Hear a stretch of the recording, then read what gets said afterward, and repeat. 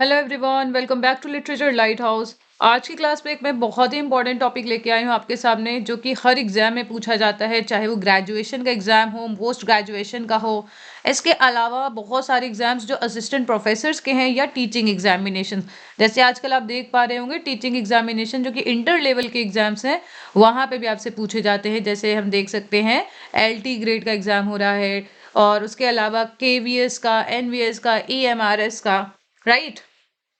तो बहुत सारे एग्जाम्स हैं जिसमें आपसे ये एक कॉमन टॉपिक है जहां से क्वेश्चन पूछा ही जाता है। और विलियम शेक्सपियर एक ऐसे राइटर हैं जिनके बिना कोई भी सिलेबस अधूरा है, राइट। विलियम शेक्सपियर हो गए, जॉन मिल्टन, उसके अलावा रोमांटिक एज के जितने भी राइटर्स हैं, विक्टोरियन एज के जितने भी राइटर्स हैं। तो ये कुछ कॉमन टॉपिक्स है जो आपको तैयार करना ही करना है। तो आज हम डिस्कस करेंगे शेक्सपियरियन ट्रेजेडी पे।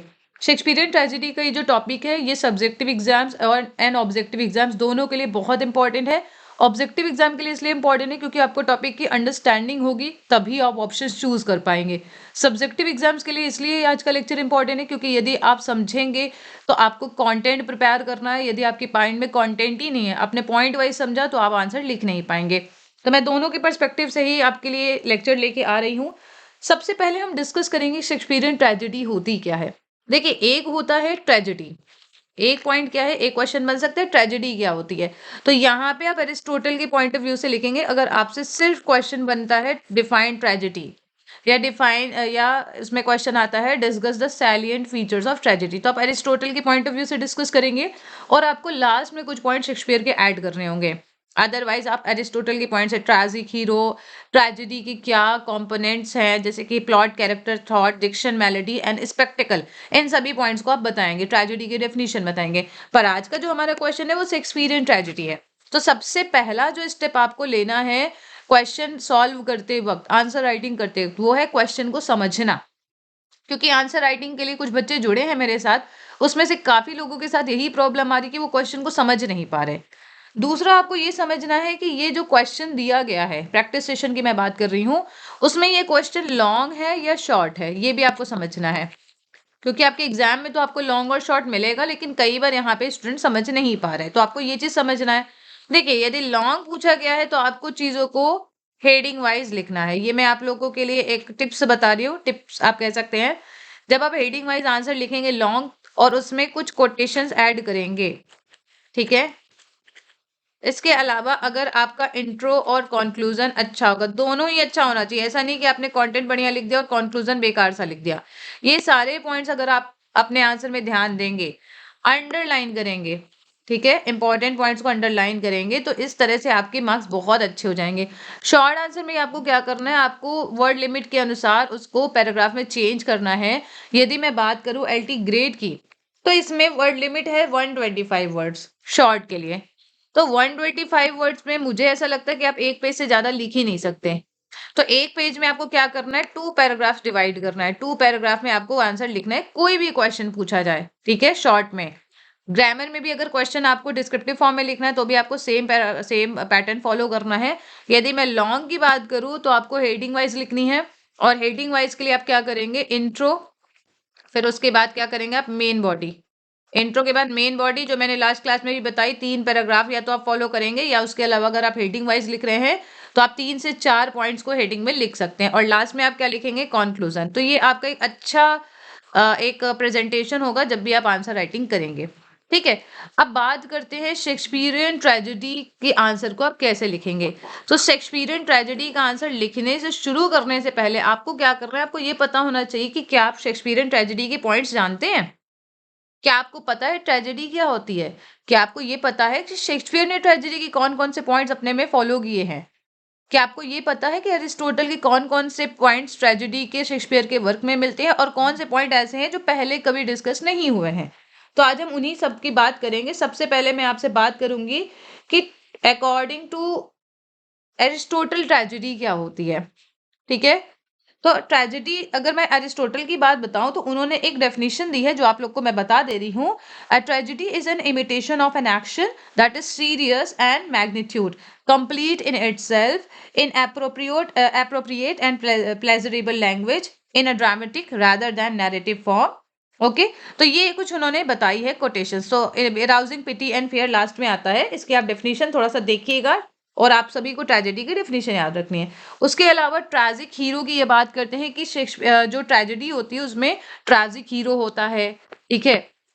हेमार्शिया की बात करते हैं, ये मैं एरिस्टोटल के पॉइंट ऑफ व्यू से बता रही हूँ जो आपको शेक्सपियर में भी देखने को मिलेगा, ठीक है। पेरिपेशिया एंड एनाग्नोसिस, पेरिपेशिया एंड एनाग्नोसिस, आप लोगों को इसका मतलब तो पता ही होगा, नहीं पता तो भी हम उसको भी डिस्कस करेंगे, ठीक है। ये सारे पॉइंट्स आपको देखने को मिलेंगे। उसके अलावा इंटरनल कॉन्फ्लिक्ट देखने को मिलेगा, इंटरनल कॉन्फ्लिक्ट गुड और इविल के बीच में। जो ट्रेजेडी का जो हीरो है, अगर ट्रेजिक हीरो के पॉइंट ऑफ व्यू से अगर हम बात करें तो ट्रेजेडी का जो हीरो है वो नोबल फैमिली से होगा, ठीक है। ये आपको ट्रेजिक हीरो में पॉइंट्स ऐड करने हैं। अब देखिए शेक्सपियर के पॉइंट ऑफ व्यू से कुछ और पॉइंट्स है जो आपको ऐड करने हैं, वो है शेक्सपियरियन ट्रेजेडी में आपको ट्रेजिक वेस्ट मिलता है। ट्रेजिक वेस्ट क्या होता है, मतलब कि आप ये देखते हैं कि जो गुड पीपल हैं उनके साथ भी बुरा होता है। सिर्फ बुरे व्यक्ति के साथ ही, विलेन के साथ ही बुरा नहीं होता, बल्कि कुछ और भी अच्छे लोग हैं जिनके साथ बुरा होता है, ठीक है। उसके अलावा आपको यहाँ पे दिखेगा lack of poetic justice. Poetic justice क्या होता है कि गुड जो है उसे, उसके साथ अच्छाई होगी, गुड जो व्यक्ति उसे रिवॉर्ड मिलेगा, वर्चुअस व्यक्ति को रिवॉर्ड मिलेगा, और जो विलेन है, जो इविल पर्सन है, उसे पनिशमेंट मिलेगी। पर ऐसा नहीं होता है। आप मैकबेथ का एग्जांपल ले लीजिए, बैंको जो कि एक अच्छा व्यक्ति था उसको किल कर दिया जाता है।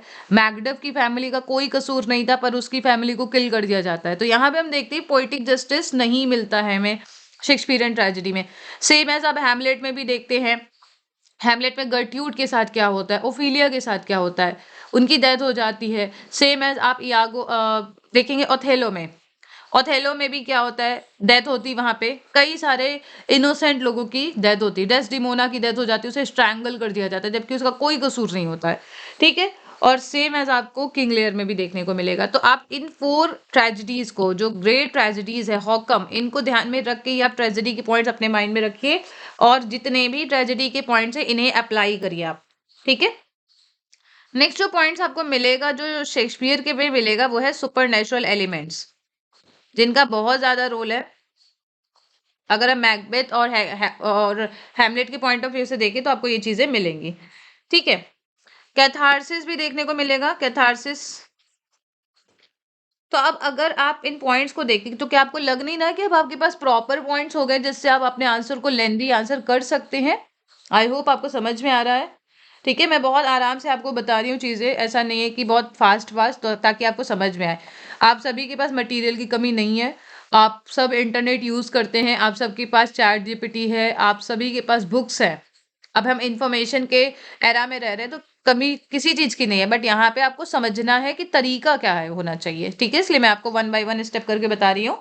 अब देखिए एक और पॉइंट है जो मैंने लास्ट क्लास में भी आई थिंक डिस्कस किया था आपके साथ, वो ये है कि शेक्सपियर में जब भी ट्रेजेडी होती है तो वो किसी फेट की वजह से नहीं होती है, ठीक है। शेक्सपियर के प्ले में आप कभी भी ट्रेजेडी किसी फेट की वजह से नहीं देखते हैं, बल्कि आप क्या देखते हैं कि जो इंडिविजुअल फ्री विल जिसे हम कह सकते हैं उसका भी बहुत ज्यादा अहम रोल होता है, ओके। फेट और फ्री विल दोनों का हम रोल देखते हैं शेक्सपियर के में, ठीक है। ओनली फेट का ही कोई रोल नहीं है, जैसे कि हमें एडिपस रेक्स में हमें फेट का बहुत ज्यादा अहम रोल देखने को मिलता है।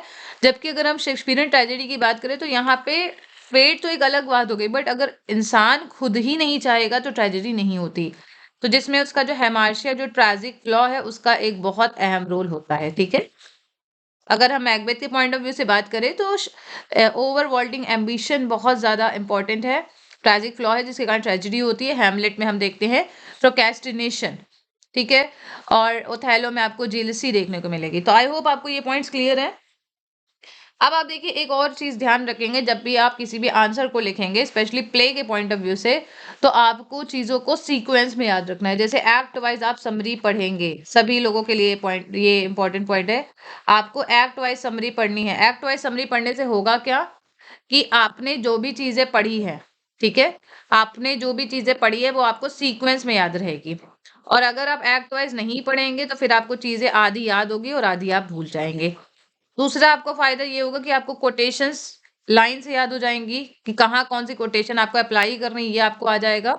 ठीक है, तो ये सारे पॉइंट्स आपको ध्यान रखने हैं। अब हम स्टार्ट करते हैं आंसर। आई होप आपको ये समझ में आया। एक और पॉइंट जो आप याद कर सकते हैं वो ये है कि शेक्सपियरियन ट्रेजेडी का जो स्ट्रक्चर है वो 5 एक्ट में होता है। ज्यादातर आपको 5 एक्ट की ट्रेजेडी देखने को मिलेगी और अक्सर जो क्लाइमेक्स है वो एक्ट 3 तक आते आते क्लाइमेक्स आ जाता है। ठीक है, so now we will start the answer. आपको इन सभी पॉइंट्स को ध्यान में रखना है जब भी आप शेक्सपियरियन ट्रेजेडी लिखेंगे। अब देखिए, जो मैंने आंसर आपको प्रोवाइड किया वो थोड़ा सा लेंदी है, ताकि अगर आप कोई पॉइंट भूले भी तो भी आपका आंसर छोटा ना हो। तो यहाँ पे आप ये चीज ध्यान देंगे। सबसे पहले आपको इंट्रोडक्शन लिखना है। इंट्रोडक्शन आपका बहुत ज्यादा बड़ा नहीं होना चाहिए, बहुत ज्यादा छोटा नहीं होना चाहिए, इतना ही होना चाहिए जितनी आपकी वर्ड लिमिट है। तो यहाँ पे जो आंसर है ये 400 वर्ड्स के अराउंड है, लेकिन आप एलटी के बहुत सारे बच्चे हैं जो इस क्लास से जुड़े हैं, तो आपको 200 वर्ड्स के अकॉर्डिंग 4 to 5 लाइन्स मैक्सिमम, मैं कह सकती हूँ 5 लाइन्स। अदरवाइज आप एक प्रॉपर स्ट्रक्चर देखें तो 4 लाइन्स में आपका कंप्लीट हो जाना चाहिए। ठीक है, तो आप 4 to 5 लाइन्स के अंदर सबसे ज्यादा इंपॉर्टेंट लाइन्स आप इंक्लूड करेंगे, जिसमें 2 सेंटेंस मुझे लगता है आप लिख सकते हैं। ठीक है, शेक्सपियरियन ट्रेजेडी होती क्या है? Shakespearean tragedy refer to the tragic plays written by William Shakespeare during the late 16th and early 17th century. These play portray the downfall of great and noble hero due to a tragic flaw, moral weakness or the influence of fate. जैसा मैंने आपको बताया, सिर्फ fate he का नहीं role रहता है, उसके ट्रैजिक फ्लॉ का भी बहुत अहम रोल होता है। ठीक है, तो शेक्सपियरियन ट्रेजेडी वो ट्रैजिक प्ले हैं जो कि लेट 16th सेंचुरी और अर्ली 17th सेंचुरी के दौरान लिखे गए हैं।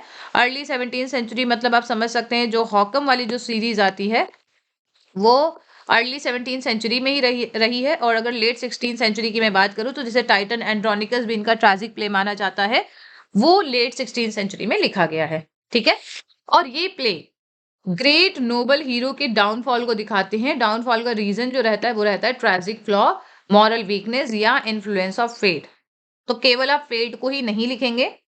Shakespeare expanded the classical idea of tragedy. जैसे मैंने अभी आपको बताया, ट्रेजेडी जो एरिस्टोटल का जो क्लासिकल आइडिया था वो इन्होंने तो इनकॉर्पोरेट किया है अपनी ट्रेजेडी में, लेकिन उन्होंने एक्सपैंड किया है। कुछ और भी पॉइंट्स आपको देखने को मिलेंगे, जैसे इंटरनल कॉन्फ्लिक्ट आपको एरिस्टोटल के ट्रेजेडी के पॉइंट में नहीं देखने को मिलेगा। सुपर एलिमेंट्स इंट्रोड्यूस किया है शेक्सपियर ने। कॉम्प्लेक्स कैरेक्टराइजेशन ये भी शेक्सपियर ने ही इंक्लूड किया है। ठीक है, तो आपको इन चीजों को याद रखना है। इनकी फेमस ट्रेजेडी क्या है? His famous tragedy such as Hamlet, Othello, King Lear and Macbeth clearly demonstrate the essential features of Shakespearean tragedy. तो ये आपने एग्जाम्पल बता दिया। अब देखिए, यहाँ पे जब आपसे क्वेश्चन पूछा जाएगा तो आप लोग एक गलती मत करिएगा, क्योंकि आपके सिलेबस में केवल मैकबेथ प्रेस्क्राइब्ड है, तो हो सकता है आप शेक्सपियरियन ट्रेजेडी को सिर्फ मैकबेथ के पॉइंट ऑफ व्यू से करें। तो आपको ये गलती नहीं करनी है। अगर आपसे शेक्सपियरियन ट्रेजेडी पूछा जाएगा तो आप ओवरऑल आंसर लिखेंगे। ठीक है, हॉकम के पॉइंट ऑफ व्यू से, ना कि सिर्फ मैकबेथ को ध्यान में रखते हुए। हालांकि आप मैकबेथ के पॉइंट्स इंक्लूड करेंगे, लेकिन पूरा फोकस उसी में नहीं करेंगे। क्यों? क्योंकि जब भी आप उसको फोकस करेंगे तो उसके लिए एक अलग क्वेश्चन बनेगा। क्या बनेगा? Macbeth as a Shakespearean tragedy. Macbeth as a Shakespearean tragedy अगर वो आपसे क्वेश्चन बनेगा, केवल तभी आपको ये चीज करना है। ठीक है, तो इसके लिए मैं एक अलग आंसर आपके सामने लेके आऊंगी। आई होप आपको ये इंट्रोडक्शन क्लियर है। यहाँ से आपको जो भी लाइन मोस्ट इंपॉर्टेंट लगती है आप उन्हीं पॉइंट्स को इंक्लूड करेंगे। ठीक है, इस लाइन को आप जरूर इंक्लूड करेंगे। आपको थोड़ा सा शॉर्टन करना है इस सेंटेंस को, और आप लिख सकते हैं यहाँ से, Shakespearean tragedy portray the downfall of a great and noble hero due to a tragic flaw, moral weakness और इन्फ्लुएंस ऑफ फेट। आप ये लिख सकते हैं। ठीक है, यहाँ से आप जो भी आपको लाइन अच्छी लगे आप उन लाइन्स को इंक्लूड कर सकते हैं 4 से 5 लाइन के अंदर। अब देखते हैं major characteristics of Shakespearean tragedy. तो मैंने जितने पॉइंट्स आपको बताए हैं वो आप अपने ध्यान में रखेंगे और चारों ट्रेजेडी पे अप्लाई करते हुए। ठीक है, the central figure of Shakespearean tragedy is usually a person of high rank. जैसे कि या तो किंग होगा, या तो प्रिंस होगा, या तो नोबल मैन। किंग में हम क्या देखते हैं? किंग लियर को। Prince Hamlet. नोबल मैन कौन है? जैसे आप देखते हैं मैकबेथ को आप देखते हैं। ठीक है, उसके अलावा आप देखेंगे ओथेलो में। ओथेलो को भी एक हाई रैंक दी जाती है। ठीक है, his fall affects the whole society, और जो इसका फॉल है वो पूरी सोसाइटी को अफेक्ट करता है। क्यों? क्योंकि ये पर्सन ऑफ हाई इंपॉर्टेंस होता है। For instance, Macbeth is introduced as a brave warrior. जब शुरू में इसे इंट्रोड्यूस किया जाता है मैकबेथ को, तो आपको मैंने बताया भी था कि जब डंकन इन्हें इंट्रोड्यूस करते हैं तो ब्रेव वॉरियर के तौर पे इंट्रोड्यूस इन्हें किया जाता है। ठीक है, लेकिन इनकी जो एम्बिशन है it leads to him to moral corruption. और यही बात है, क्या बात है कि जो एम्बिशन है इसके कारण क्या होता है, इनका मॉरल करप्शन होता है। उन्होंने खुद इस बात को एक्सेप्ट किया है कि मैं जैसे कि हॉर्स राइडिंग करते वक्त लोग हॉर्स को कंट्रोल करते हैं, राइट? ये अपनी एम्बिशन को कंट्रोल नहीं कर पा रहे, इनके जो एक्शन है वो कंट्रोल हो रहे हैं किससे, एम्बिशन से। ओके। लेकिन क्या होता है, धीरे धीरे जब वो ये क्राइम कमिट कर लेते हैं उन्हें रियलाइज होता है the emptiness of his life after crimes. वो सो नहीं पाते, वो रह नहीं पाते चैन से। वो राजा बनना तो चाहते थे, बट राजा बनने के बाद वो कभी भी उस हैप्पीनेस को नहीं एक्सपीरियंस कर पाते हैं। क्यों? क्योंकि उन्होंने वो गलत तरीके से उस खुशी को या उस पावर को लिया था। ठीक है, तो ये भी एक यहाँ पे एक बड़ा मैसेज है कि जब भी आप गलत तरीकों से कुछ पाते हैं तो कभी भी आप चैन से नहीं रह सकते हैं। He laments that life is merely a tale told by an idiot। अब देखिए यहाँ से आपको ये ध्यान रखना है कि जब भी आप आंसर लिखेंगे सिर्फ आपको कंटेंट ही नहीं देना है, आपको कोटेशंस को भी लिखना है। अगर आप कोटेशंस नहीं लिखेंगे तो आपका आंसर अधूरा माना जाएगा। और फॉर्चुनेटली मैकबेथ, हैमलेट, बहुत सारी ट्रेजेडी आप लोगों ने पढ़ी है, ग्रेट सोलोकीज के लिए जानी जाती है। तो आप लोग इसके आंसर को इसको आंसर में इंक्लूड करेंगे। ठीक है, तो ये बहुत इंपॉर्टेंट है। Life is a tale told by an idiot signifying nothing. Okay. दूसरा जो पॉइंट है वो है हेमार्शिया। हेमार्शिया, इसे हम क्या बोलते हैं, ट्रेजिक फ्लॉ या error in judgement. Error in judgement, तो जो ट्रेजिक हीरो होता है उसके अंदर एक फैटल वीकनेस होती है that ultimately causes his downfall. जैसे कि हम क्या देखते हैं, मैकबेथ के अंदर क्या है, एम्बिशन। ओथेलो के अंदर क्या है, जेलसी। किंग लियर के अंदर प्राइड है। इसके अलावा आप हैमलेट का क्या इंक्लूड कर सकते हैं, प्रोक्रेस्टिनेशन। प्रोक्रेस्टिनेशन क्या होता है, हर काम में डिले करना, हर काम को टालना। आप में से बहुत लोगों के अंदर ये आदत है, तो इसी कारण बहुत लोग एग्जाम में सफल भी नहीं हो पाते। और सिर्फ देखिए एग्जाम ही कोई हमारी जिंदगी की सफलता नहीं डिसाइड करता है, बहुत सारी हमारी लाइफ में खुद भी ऐसी चीजें होती हैं। अगर हम प्रोक्रेस्टिनेट करते रहते तो बहुत बार हमें वो चीजें नहीं मिलती जो हमें चाहिए होता है, राइट? जैसे एग्जाम्पल के तौर पे मैं टीएस एलिट में प्रोफ्रॉक का ही एग्जाम्पल दे सकती हूँ, है ना? प्रोफ्रॉक जाते हैं प्रपोज करने, लेकिन वो उनको इतना लैक ऑफ कॉन्फिडेंस होता है कि वो उन लेडीज को प्रपोज ही नहीं कर पाते, वो अपनी कमियां गिनाते रहते हैं। ठीक है, चलिए देखते हैं। In Othello the danger of jealousy is highlighted when Iago wants. देखिए यहाँ पे हम देखते हैं ओथेलो में क्या है, जेलसी हाईलाइट होती है जब इयागो वार्न करता है। बहुत इंपॉर्टेंट लाइन्स है लिटरेचर की, one of the most important lines. O beware my lord of jealousy, it is the green eyed monster which doth mock the meat it feeds on. बहुत important lines हैं, कई बार पूछा गया green eyed monster किसे बोला गया है, ये लाइन किसकी है।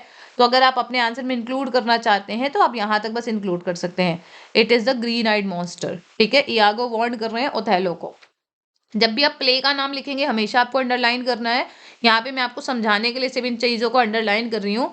अपने आंसर में आपको क्या कर रहे हैं, इंपॉर्टेंट पॉइंट को अंडरलाइन करना है, लेकिन कभी भी आप नाम को अंडरलाइन नहीं करेंगे। जैसे यहाँ पे ओथेलो नाम है, तो इसको अगर आपने अंडरलाइन कर दिया तो ऐसा माना जाएगा कि ये प्ले है, तो ये गलती आप नहीं करेंगे। ठीक है, this tragic flaw gradually destroys the heroes happiness and reputation. ये जो ट्रैजिक फ्लॉ है धीरे धीरे क्या करता है, हीरो की हैप्पीनेस को डिस्ट्रॉय करता है, उसकी रेपुटेशन को भी। जैसे मैकबेथ में क्या है, ओवरवॉल्टिंग एम्बिशन, तो आप उस लाइन को भी ऐड कर सकते हैं। थर्ड है inner conflict and psychological depth. Third क्या पॉइंट है, inner conflict and psychological depth. अच्छा, यहाँ पे मैं एक पॉइंट थोड़ा सा आपको और समझाना चाह रही हूँ। जैसे आप लोग आंसर राइटिंग करते हैं तो देखिए यहाँ पे मैंने कोई 1 या 2 तो मार्किंग करी नहीं है। आपके एग्जाम में क्या होगा, आपके एग्जाम में यहाँ पे ऑलरेडी क्वेश्चन नंबर 1 या 2 करके लिखा होगा। ठीक है, ये एक बहुत इंपॉर्टेंट पॉइंट है जो आपको ध्यान देना है। तो जैसे मार्जिन यहाँ पे साइड में बनी होगी, तो अगर आप मार्जिन को ध्यान दें तो ये जो नंबरिंग है आपको इस तरह से नहीं करनी होगी। आप 2 बार 1 1 नहीं लिख सकते, आपको रोमन में करनी होगी। ठीक है, आप रोमन में इस तरीके से कर सकते हैं, तो ये आपको जरूर ध्यान देना। ये बहुत इंपॉर्टेंट पॉइंट है जिसे ज्यादातर लोग इग्नोर कर रहे हैं। ठीक है, ओके, कंटिन्यू करते हैं। Inner conflict and psychological depth, तो ये जो पॉइंट है ये एरिस्टोटल में नहीं था। हम क्या देखते हैं, किसके अंदर साइकोलॉजिकल कॉन्फ्लिक्ट होता है, हीरो के अंदर। ठीक है, आप इस लाइन को नहीं लिखेंगे जब आप हेडिंग नहीं लिखेंगे, पैराग्राफ वाइज लिखेंगे तब आपको इस लाइन को ऐड करना होगा, क्योंकि आपकी वर्ड लिमिट कम है आपके पास। तो आप कम से कम शब्दों में फ्रांसिस बेकन के जैसे ही आपको लिखना है। तो आप देखते हैं केवल 1 पेज का या 1.5 पेज का उनका ऐसे होता है, लेकिन बहुत ज्यादा नॉलेज होता है, तो आपको वैसे ही स्टाइल फॉलो करनी है। ठीक है, यहाँ से आप आंसर लिखना शुरू करेंगे। The characters struggle with the moral dilemmas, dilemma के स्पेलिंग गलत करते हैं बहुत लोग, वो ध्यान रखनी है। एंड इमोशनल टर्मोइल, ये जो कैरेक्टर्स होते हैं, जो हीरो ट्रेजिक हीरो होते हैं, वो क्या करते हैं, स्ट्रगल करते हैं अपने मॉरल डिलेमा में, इमोशनल टर्मोइल में। जैसे हम देखते हैं हैमलेट में, हैमलेट का फेमस रिफ्लेक्शन बहुत इंपॉर्टेंट है ये भी, टू बी और not to be, that is the question most asked, I can say most asked question है। टू बी और नॉट टू बी का मीनिंग भी पूछा गया था। टू बी और नॉट टू बी का मतलब होता है टू लिव और टू डाई, ये इनके अंदर एक डिलेमा चल रहा था। ये इनका फिलोसॉफिकल स्ट्रगल है, क्या दिखा था, एक्शन और इनएक्शन के बीच में, लाइफ और डेथ के बीच में। तो देखिए कई बार लोगों ने आंसर किया था एक्शन और इनएक्शन, लेकिन इसका आंसर लाइफ एंड डेथ भी है। ठीक है, तो ये भी आपको पॉइंट इंक्लूड करना है। आप चाहें तो देखिए किसी और ट्रेजेडी का भी आप एग्जाम्पल ऐड कर सकते हैं, जरूरी नहीं है कि सिर्फ हैमलेट का या सिर्फ मैकबेथ का, आप अकॉर्डिंग टू योर चॉइस आप ऐड कर सकते हैं। आपको एग्जाम्पल्स इसी हेडिंग के साथ ही आपको ऐड करना है। हेडिंग में आप जो लिखेंगे साथ ही साथ अपने आप सपोर्ट के लिए, अपने पॉइंट्स को सपोर्ट करने के लिए आप कोटेशंस ऐड करेंगे। सुपर नेचुरल एलिमेंट देखिए, सुपर नेचुरल फोर्सेस भी हम देखते हैं इन्फ्लुएंस करती हैं the course of event in Shakespeare's tragedies. जैसे देखते हैं मैकबेथ में, मैकबेथ में क्या होता है, शुरुआत में हम देखते हैं 3 विचेस आती हैं, they create an atmosphere of mystery and temptation when they chant. बहुत इंपॉर्टेंट लाइन है, कियासमस का एग्जांपल है, फिगर ऑफ स्पीच कियासमस। ठीक है, क्या है कियासमस में, जो रिवर्स की जाती है लाइन। ठीक है, fair is foul and foul is fair, तो देखिए यहाँ पे अगर आप देखें तो यहाँ पे रिवर्स हो रहा है, इसलिए इसे बोलते हैं कियासमस। ठीक है, their prophecies encourage Macbeth ambition and set him on the path of destruction. बोलते हैं ना, thane of Cawdor, thane of Glamis, king hereafter, इस तरह की वो लाइंस बोलती है, जिसके कारण मैकबेथ के अंदर जो एम्बिशन था, सीड देखिए ऑलरेडी था एम्बिशन का, लेकिन विचेस की बातों से उसे एक बल मिलता है कि हाँ शायद ऐसा ही होना है। ठीक है, और उन्होंने ये भी कहा था कि बैंको तो कभी राजा बनेगा नहीं, उसके जो सक्सेसर्स होंगे वो राजा बनेंगे। फिर उन्होंने ये भी बता दिया कि ऐसा कोई व्यक्ति who is born out of women's womb, वो कभी भी वुमेन्स वोम, वो कभी भी उनको नहीं मार पाएगा मैकबेथ को। तो इसलिए उनके अंदर एक ओवर कॉन्फिडेंस आ जाता है कि मुझे तो कोई मार ही नहीं पाएगा। ठीक है, तो ये सारी वजहों से मैकबेथ का जो एम्बिशन है वो जाग जाती है and set him on the path of destruction. आपको ये पॉइंट ध्यान रखना है कि कभी भी विचेस ने मैकबेथ से ये नहीं कहा है कि तुम्हें डंकन को किल करना है, ये उसने खुद डिसाइड किया है। इसलिए इंडिविजुअल विल का बहुत अहम रोल है शेक्सपियरियन ट्रेजेडी में। ठीक है, नेक्स्ट जो इंपॉर्टेंट पॉइंट है वो है कॉमिक रिलीफ। ये पॉइंट मैंने इंक्लूड नहीं किया था, मैं भूल गई थी। कॉमिक रिलीफ अभी आपको याद रखना है, क्योंकि शेक्सपियरियन ट्रेजेडी में जब भी बहुत ज्यादा ब्लड शेड होता है तो ऑडियंस की टेंशन को रिलीव करने के लिए कुछ कॉमिक रिलीफ वाले जो एपिसोड है ऐड किए जाते हैं। जैसे हम देखते हैं पॉटर सीन मैकबेथ में। ठीक है, Shakespeare skillfully introduces moments of humor in his tragedies to relieve tension and intensify the tragic atmosphere। जो टेंशन होती है ट्रेजेडी के कारण, उस एटमॉस्फियर को थोड़ा सा कम करने के लिए यहाँ पे ये ह्यूमर ऐड करते हैं। तो ये बहुत इंपॉर्टेंट पॉइंट है। जैसे कि अगर आप देखें तो आपको पॉटर सीन मिलता है मैकबेथ में। ठीक है, the Potter seen in Macbeth ये क्या करता है, ये प्रोवाइड करता है comic relief immediately after the shocking murder of king Duncan. ठीक है, कॉमिक सीन इसलिए प्रोवाइड किया जाता है जो कि जो ऑडियंस है वो थोड़ा सा रिलीफ महसूस कर सकें। इसके अलावा देखिए आपको और भी पॉइंट्स याद रखने हैं, वो मैं आपको बता रही हूँ। हैमलेट में भी आपको देखने को मिलेगा। ठीक है, हैमलेट में आपको क्या मिलेगा, ग्रेव डिगर सीन। आपने मूवी देखी होगी हैमलेट पे बेस्ड। ठीक है, यहाँ पे आपको ग्रेव डिगर सीन मिलेगा, आप इसको नोट कर लीजिए, ये आपके एमसीक्यू के पॉइंट ऑफ व्यू से भी बहुत इंपॉर्टेंट है, टीजीटी पीजीटी के लिए। हैमलेट इसमें एक्ट 5 आपको याद रखना है, एक्ट 5 है ये, दिस इज एक्ट 5 सीन 1। अगर मैं बात करूं पॉर्टर सीन की, तो पॉर्टर सीन होता है एक्ट सेकंड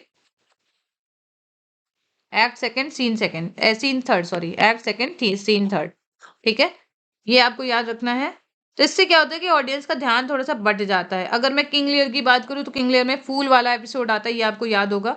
ओथेलो में अभी ओथेलो का मैं सीन अभी बता नहीं पा रही हूँ, उसमें भी कुछ ऐसे ही साइकोलॉजिकल सीन दिखाए जाते हैं। ठीक है, तो आपको ये कुछ पॉइंट्स याद रखने हैं। आप हैमलेट का और मैकबेथ का आप पॉइंट्स ऐड कर सकते हैं, एक्ट भी मैंने आपको बता दिया है। ठीक है, नेक्स्ट जो पॉइंट है वो है कैटास्ट्रोफिक एंडिंग। कैटास्ट्रोफिक एंडिंग क्या होती है, जब देखते हैं कि बहुत सारे जो इम्पोर्टेंट कैरेक्टर्स हैं उनकी डेथ होती है। तो शेक्सपियरियन ट्रेजेडी की भी अंत ऐसे ही होता है, with the death of the hero and other major characters restoring moral order. ये आपको ध्यान रखना है। शेक्सपियरियन ट्रेजेडी में हम ये देखते हैं कि जब हीरो की डेथ होती है तो लास्ट तक वो मॉरल ऑर्डर को रीस्टोर कर देता है। ठीक है, जैसे हम देखते हैं किंग लेयर में लेयर का ट्रैजिक जो रियलाइजेशन होता है वो एक मॉरल ऑर्डर को रिस्टोर करता है। जब वो क्राई करते हैं, ह्यूमन सफरिंग की ट्रैजिक रियलाइजेशन जो उनका रहता है, वो रियलाइज करते हैं। क्या कहते हैं? Nothing will come out of nothing. क्या कहते हैं वो? Nothing will come out of nothing. Okay, ये बहुत इंपॉर्टेंट है, आपको लाइंस ऐड करनी है। ठीक है, ये क्या स्टेटमेंट है? ये ऐसा स्टेटमेंट है that foreshadows the devastating consequences of his action. ये एक ऐसा स्टेटमेंट है जो कि उनके एक्शंस के कॉन्सिक्वेंसेस को फोरशैडो करता है। जब आपने देखा होगा, जब कॉर्डेलिया को ये बोलते हैं कि कॉर्डेलिया जब इनसे ये बात बोलती है कि मैं फादर में आपसे उतना ही लव करती हूँ जितना कि एक डॉटर को फादर से लव करना चाहिए, तो इन्हें इस बात का बुरा लगता है। लेकिन लास्ट तक आते आते इन्हें समझ में आता है कि कॉर्डेलिया ने जो भी कहा वो बात सही थी। ठीक है, तो ये आपको यहाँ पे ये चीजें देखने को मिलेगी। आप इसके अलावा मैकबेथ और हैमलेट से भी या ओथेलो से भी आप कुछ पॉइंट्स ऐड कर सकते हैं as per your wish. So this is just a model answer, आपको समझाने के लिए कि कैसे आपको आंसर लिखना है। कंक्लूजन देखते हैं। कंक्लूजन भी आपको 4 से 5 लाइन का लिखना है। ये आंसर लेंदी है क्योंकि ये बीए और एमए के स्टूडेंट्स के लिए भी सेम ही तरीके का क्वेश्चन बनता है, तो उनके लिए काफी हेल्पफुल है। ठीक है, इन कंक्लूजन हमेशा आपको in conclusion to sum up to conclude ये लाइंस ऐड करनी है। Shakespearean tragedies portrays the fall of a noble hero caused by a tragic flaw, inner conflict and the influence of fate और supernatural forces। तो हम देखते क्या है, tragedy में हमेशा शेक्सपियरियन ट्रेजेडी में फॉल होता है एक नोबल हीरो का, और उसका रीजन क्या होता है? ट्रैजिक फ्लॉ होता है, inner conflict, influence of fate या सुपरनेचुरल फोर्सेस का बहुत अहम रोल होता है। Through powerful language, memorable characters and universal themes जो कि आज भी बहुत ज्यादा रिलेटेबल है। William Shakespeare created tragedies that evoke pity and fear. Pity and fear क्या होता है? Catharsis. And continue to inspire readers and audience throughout the world. तो आप यहाँ ये इस लाइन को आप कट करेंगे, आपको यहाँ तक बस लिखना है। ठीक है, इस लाइन को आप कट करेंगे, बहुत अच्छी लाइन नहीं है इतनी, मतलब आपके आंसर के लिए सही नहीं है, इसलिए इस लाइन को आप लिख सकते हैं। Tragic visions reveal the complexity of human nature and destructive power of ambition, pride and jealousy. तो यहाँ पे हम क्या देखते हैं, इनका जो ट्रैजिक विजन है वो रिवील करता है कॉम्प्लेक्सिटी किसका?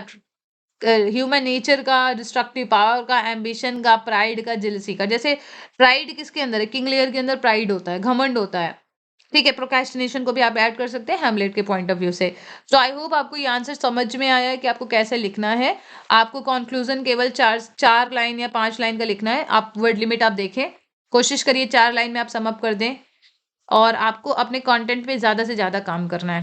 तो आई होप आपको ये तरीका पसंद आया है कि पहले मैंने आपको पॉइंट वाइज चीज़ें बताई कि आपको कैसे आंसर लिखना है, क्या आप किन चीज़ों को पढ़ेंगे, किन चीज़ों के बारे में आप सोचेंगे, क्या आपका कंटेंट होना चाहिए और कैसे आपको उसे बढ़ाना है। तो जब आप नोट्स बनाएंगे, सबसे पहले आपको ये काम करना है, पॉइंटर्स में अपनी चीज़ों को लिखना है जो आपने आज पढ़ा।